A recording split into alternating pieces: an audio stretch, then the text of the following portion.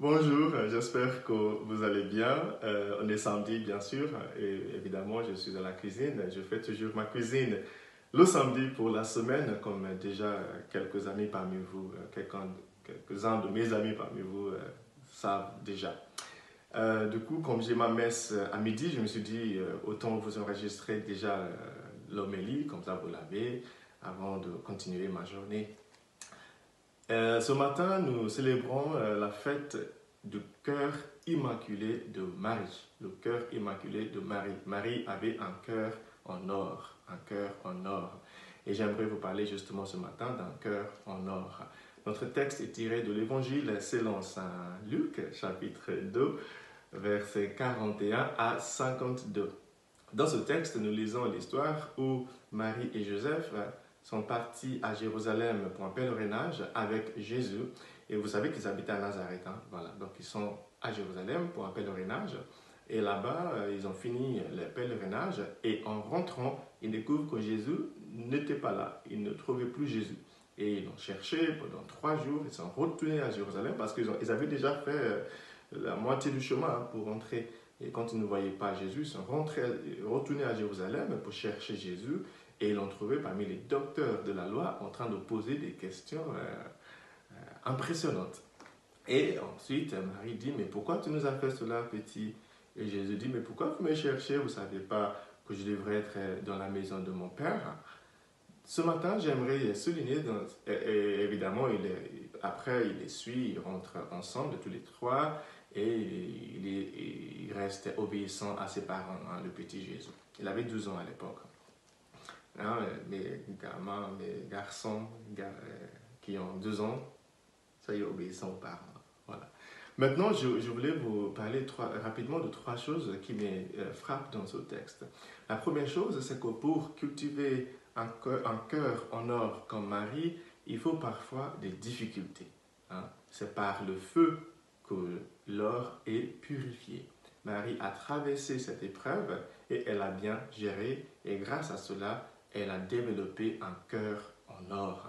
Aujourd'hui, si tu es en train de vivre des épreuves, tu as la possibilité de développer ton cœur en or ou bien de te laisser détruire par l'épreuve.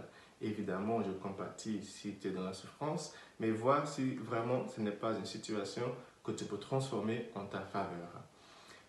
La deuxième chose qui me frappe dans ce texte, c'est qu'à un moment donné, il ne voyait plus Jésus et il n'était plus content.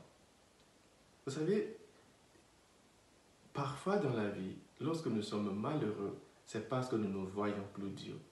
Nous ne voyons plus la lumière. Nous ne voyons plus d'amour. Nous ne voyons plus Jésus. Peut-être aujourd'hui, c'est une invitation à retourner à l'église, à retourner à Jérusalem, car Jésus s'y trouve. Il est là, il t'attend. T'inquiète, ça fait 10 ans, ça fait 5 ans que tu n'y étais pas, ça fait rien. Vas-y maintenant.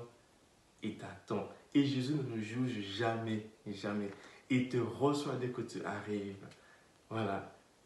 Parfois, tout ce qu'il nous faut pour redécouvrir notre joie, notre bonheur, c'est d'aller trouver Jésus. La troisième chose que j'aimerais dire, c'est que la Bible nous dit ce matin qu'après tout cela, Marie a gardé tout cela dans son cœur. Elle a retrouvé sa joie et elle a gardé les leçons dans son cœur. 2 choses là-bas dans cette phrase. La première, c'est que c'est important de ne pas oublier les leçons que nous avons apprises pendant une épreuve. La deuxième chose, c'est que notre bonheur ou notre tristesse parfois dépend des choses que nous gardons dans nos cœurs. Est-ce qu'aujourd'hui, tu traînes encore une culpabilité depuis ton passé? Est-ce qu'aujourd'hui, tu traînes encore de la haine contre quelqu'un? Est-ce qu'aujourd'hui, il y a des choses qu'il faut peut-être déposer pour avancer? L'or qui se purifie, c'est l'or qui ne laisse pas d'autres ingrédients, d'autres éléments rester dedans. Ce matin, le Seigneur nous invite à développer de cœur en or. Et nous avons l'exemple de Marie qui, elle, avait des épreuves, elle a su gérer, qui, elle, a perdu Jésus, mais il l'a retrouvé, qui, elle, a su garder dans son cœur seulement ces choses-là, seulement ces mémoires-là qui la faisaient avancer. Je prie pour vous aujourd'hui, que le Seigneur vous bénisse, le Père, le Fils et le Saint-Esprit. Amen.